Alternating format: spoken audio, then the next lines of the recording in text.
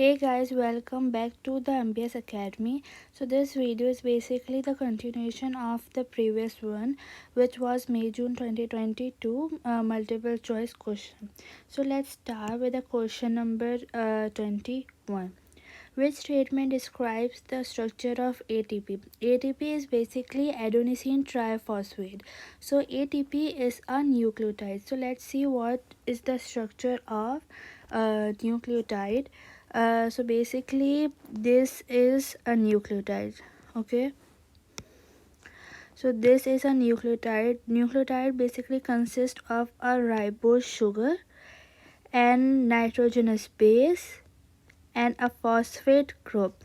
So this is basically a nucleotide. So a ribose sugar can be of two types. It can either be deoxyribose or ribose. Deoxyribose basically has an hydroxyl group on carbon number 3, carbon number 1, 2 and 3. So it has an hydroxyl group at carbon number 3, while ribose sugar has a hydroxyl group on carbon number 2 and 3. This is basically a difference between the two. So if a ribose sugar is deoxyribose, then the nucleotide will be DNA nucleotide, and if the ribose sugar is if the pentose sugar is ribose, then the nucleotide will be RNA nucleotide. So basically nitrogenous base is adenine in adenosine triphosphate. So the nitrogenous base is adenine, and when adenine so basically this is the structure of adenine. So when adenine binds with the pentose sugar and a phosphate group, it becomes adenosine. So when adenine binds with the ribose sugar or a pentose sugar, it becomes adenosine, and when it has one phosphate group, then it becomes adenosine monophosphate. When it binds to two phosphate group, then it becomes adenosine diphosphate, and when it binds with the three phosphate group, then it becomes adenosine triphosphate. So this is basically the structure of ATP. Now let's read the options. Number A, it is a DNA nucleotide with two extra phosphate. It is not a DNA nucleotide because it has a ribose sugar, because it consists of two hydroxyl group. So it is, so answer is not A, neither B. So it can either be C or D. It is an RNA nucleotide with two extra phosphate. So basically RNA nucleotide already consists of one phosphate group, so it needs two extra phosphate to become adenosine triphosphate. So the answer is C. Okay, uh now question number 22. Rifampicin is an antibiotic used to treat tuberculosis. It works by inhibiting RNA polymerase in bacteria. Which processes are directly inhibited by this antibiotic? DNA replication? No, because RNA polymerase is used to make messenger RNA, or it is used in transcription. So DNA replication won't be inhibited, as in this replication DNA polymerase is used. Okay, number 2, enzyme synthesis. It isn't a correct option because enzyme is a protein, and protein is used in translation. So if like RNA polymerase is inhibited, then there will be inhibition of transcription, so translation won't occur, and so there will be no protein synthesis and thus no enzyme synthesis.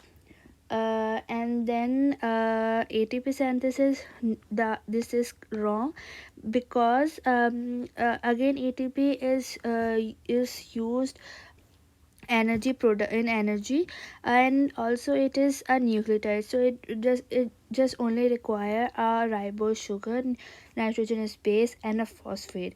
It has nothing to do with the RNA polymerase. So the option 2 is correct, and the correct answer is D. The table shows DNA triplet codes for some amino acids. The base sequence on the template DNA strand coding for part of a polypeptide is shown. This is the sequence. Two mutations occur in this sequence during DNA replication. Which mutated template DNA strand would result in a shorter polypeptide? So a shorter polypeptide can only be achieved when there's a stop codon in between, which will stop the translation, and the polypeptide will be formed that will be shorter. So and the stop codon here is ATC, and the only option C has a stop codon, which is ATC. So the option C is correct. Some of the features present in transport tissues are listed: lignified walls, cytoplasm, mitochondria, pits, plasmodesmata. Which features are present in xylem vessel elements? Xylem vessel is basically formed. It basically composed of dead cells, so there won't be cytoplasm, there won't be mitochondria, nor plasmodesmata. So it will only have 1 and 4, which is C. So this is basically leaf, this is stem, and this is root. In stem, the number 1 is xylem, and number 2 is phloem.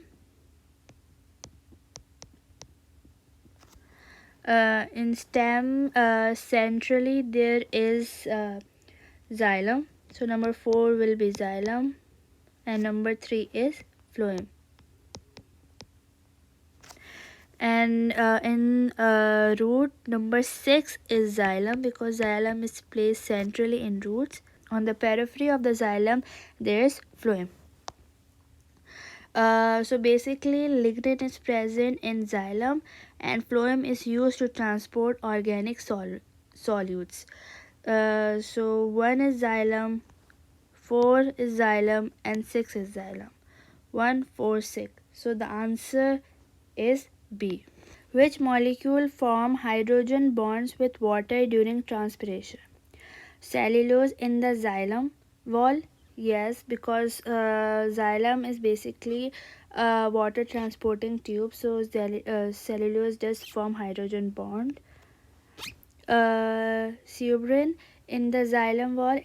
Suberin is basically highly hydrophobic, so it's highly hydrophobic, so it won't form hydrogen bond in the xylem vessel. It is basically in root. It is deposited radially on the cell wall of the endodermal cells. So no, number 2. Other water molecules in the xylem? Yes, so the answer is C. Some plant species can take up heavy metal contaminants that are dissolved in soil water and then transport them within the plant.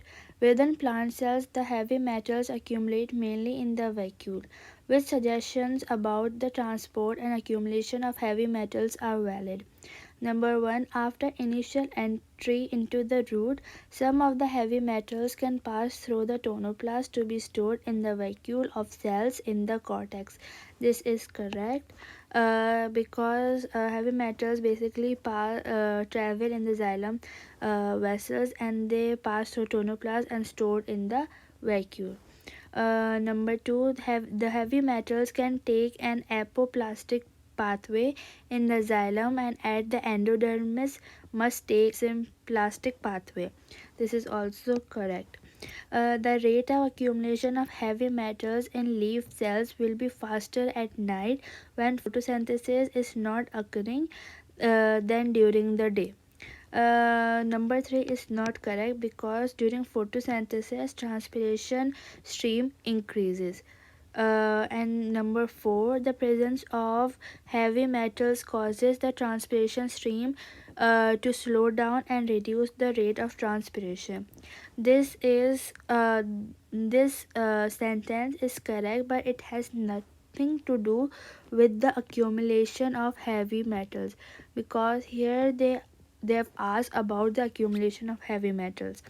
So the only options are 1 and 2 that are correct, so A is the correct option. Question number 28. What is the correct route for the movement of water from cell to cell in the apoplast pathway? So apoplast pathway is basically um, through cell, and symplast pathway is basically through cytoplasm. Here are basically some of the so basically this picture is from the course book. So these are the apoplast pathway. It says that water enters the cell wall, water moves through the cell wall, water may move from cell wall to cell wall through the intercellular space. So basically it moves from cell wall to cell wall through the intercellular space between means the space between the cell walls or between the cell. While the simplest pathway, it basically from cytoplasm to cytoplasm of the another cell. It then passes by osmosis and then to the cell surface membrane.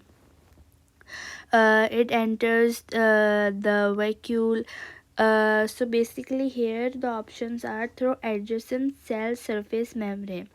Adjacent cell surface membrane is here it's from cell to cell through adjacent cell surface membrane. It is in simplest pathway, so option A is wrong. Through intercellular space, it is the correct option, because in apoplast pathway uh, the water moves from cell wall to cell wall through intercellular space, not through plasmodesmata and not through the Casparian strip. So the correct option is B. Question number 29. Which row shows the correct sequence for the movement of sucrose in into phloem sieve tube? So basically, for example, this is the phloem sieve tube, and this is the companion cells, and here is the cell wall. So basically, from companion cells, hydrogen is pumped out into the cell wall. Okay, so hydrogen is pumped out.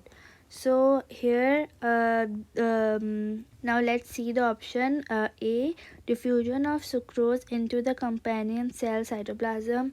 No. B, co-transport of protons and sucrose into the companion cell cytoplasm. No. Active transport of protons into the companion cell cytoplasm. No. Active transport of protons out of the companion cell cytoplasm. This is the correct option. Question number 30. What occurs during ventricular systole in a mammalian heart? So basically this diagram shows the systole and diastole associated with the aortic pressure, arterial pressure, ventricular pressure. So what happens during ventricular systole? So basically this is a ventricular systole.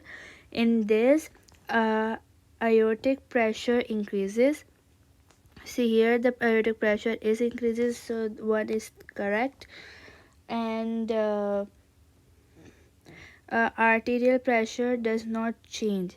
Here arterial pressure does change. You see this a spike, it does change. So number 2 is wrong. ventricular pressure increases. Ventricular pressure also increases. This purple blue line. So during a ventricular systole, when a heart pumps, or when a heart contract, or when a ventricles contract, this the pressure of the blood also pushes or also applies onto the aorta, so thus the pressure of the aorta increases, and thus arterial pressure also increases, and ventricular pressure is obviously increasing because the heart is contracting, and when the heart contracts, the blood goes and rushes into the aorta, which causes aortic pressure to increase. Now question number 31. So basically 31, which plane diagram represents the tissue in a major vein? In this major vein, so basically vein has a larger lumen, so it can either be D or C. Let's see a diagram here. This diagram is basically this is basically artery, and this is vein. So vein has a wide lumen as compared to artery. Then it has tunica intima, same as artery. Then it has tunica media, which is a bit thicker as compared to tunica intima, and then there's tunica externa adventitia. So here if we talk about the correct option is D, because here this is tunica intima, this is tunica media, and this is tunica externa. Here it's only tunica intima and tunica media, there is no tunica externa, so the correct option is D. 32. The diagram shows the pressure changes in various structures of the left side of the heart during the cardiac cycle, at the end of which period is the ventricle full of blood. Now let's see this diagram over here. So basically option A says here at this point AV valve closes, okay, and at this point aortic valve opens. This point aortic valve opens. So the time duration between the opening of the aortic valve and after the closure of the AV valve, the blood is present in the ventricle. It is neither moving out nor any of the blood is coming in, so it is full of blood, so the only option correct is A, because in B the aortic valve is opening, so the blood will go to the aorta, and that's why the ventricles will lose the blood, and in C the aortic valves are closing, which is why the blood, which means that the blood is pumped out of the ventricle into the aorta, and in D it is basically a diastole. It in this option, the atrium are filling with the blood, so the option A is correct. Question number 33. Which description of movement of substance during tissue fluid formation is correct? Low hydrostatic pressure forces substance out of the capillary at the arterial end, allowing small substances to enter the fluid that bathes the cell. Tissue fluid moves back into the venules due to net hydrostatic pressure change in the capillary? No, the option B is wrong. And in option A, it should be high hydrostatic pressure, because high hydrostatic pressure will cause the substance to move out of the capillary. And the option C, movement of water in tissue into the fluid by osmosis due to low water potential and low hydrostatic pressure inside the capillary. So when the water potential, or when the low water potential, when the water potential and the hydrostatic pressure is low inside the capillary, then the water will move into the capillary down the concentration gradient. So the option C is correct. Let's see option D. A high water potential of the surrounding tissue fluid causes substances to leave the capillary at the arterial end. No, not the high water potential. It should be high hydrostatic pressure. Hydrostatic pressure.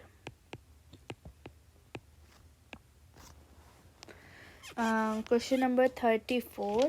Which law shows the change in concentration of some substances in red blood cells when carbon dioxide diffuses from active cell? So basically carbonic anhydrase, it is an enzyme. When carbon dioxide reacts with water, it forms carbonic acid, which dissociate into bicarbonate and hydrogen. And here enzyme that is used is carbonic anhydrase. So there will be no change in carbonic anhydrase. Here it shows, it tells that the change in concentration of substance when the carbon dioxide diffuses. So which means there's more carbon dioxide. So there's increased carbon dioxide, so there will be increased bicarbonate, and thus there will be increased hydrogen ions. So the correct option is D. 35. Which statements about the human gas exchange system are correct? The absence of cartilage in small bronchioles allow them to expand. Cartilages is basically present in bronchi and in trachea. Option 1 is correct. The walls of the alveoli are made of cuboidal epithelium. They are made of squamous epithelium. Alveoli secrete a substance which reduces surface tension. This option is correct. It releases surfactant to reduce surface tension, which prevent the alveoli from collapsing. That's why it remains expanded and allow gas exchange to occur. Trachea and bronchi are supported by rings of cartilage. This is wrong, because trachea does have C-shaped ring of cartilage while bronchi have plates of cartilage. So the option 1 and 3 are correct. So B is the correct option. 4 types of cell in the gas exchange system are listed: alveolus epithelial cell, ciliated cell, goblet cell, smooth muscle cell. The text in the table shows specialized features of 3 of these types of cell. Which row correctly matches the specialized feature in the correct cell? So basically, um, option number 3 has mitochondria. It has lots of endoplasmic reticulum, and it has Golgi bodies too. And these all features are present in the goblet cell. So 3 has to be L. So the correct option we can see is C. Question number 37. Why is it difficult to control the spread of tuberculosis? Tuberculosis is basically a communicable disease. It is an airborne disease. It can be spread by coughing, by sneezing. So let's see the options. Number one, global air travel for commerce and tourism has increased. This is an difficult control measure which can increase the spread of tuberculosis. Number two, the bacterium that increases tuberculosis has evolved resistance to some antibiotic because tuberculosis, the bacteria of the tuberculosis can mutate and it can cause resistance to some antibiotic in the human. Number three, the bacterium that causes tuberculosis shows great antigenic variability. This data which is given has nothing to do with the spread of the tuberculosis. So this is not the correct option. Ques- uh, 4. Civil unrest and poverty result in overcrowded living conditions. This is correct because in overcrowded living conditions, people um, live very close to each other, and if one person is infected, it can be passed on to all the people which live with them. So the correct option is A. Question number 30A. Rabies is a viral disease which can be spread to humans by a bite from an infected animal. One method of treatment is to inject the patient with antibodies specific to the rabies virus. Which statement about this statement are correct? Number 1. The patient will have natural passive immunity to rabies. The patient will not have natural, it will be artificial, because natural passive immunity can be obtained through placental transmission, or it is present in breast milk or in the colostrum. Number two, the injected antibodies will be broken down by the patient. Yes. The patient's memory cells will be able to produce this antibody more rapidly in the future. No, because antibodies are already injected into the patient. So patient's body is not producing antibodies by itself, so there won't be any memory cells formed.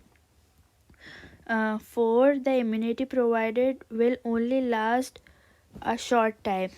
Yes, because as antibodies will die or will be broken down by the patient, there won't be any antibodies and the immunity will be only for a short period of time. So the option B is correct. Sorry, the option D is correct, not B.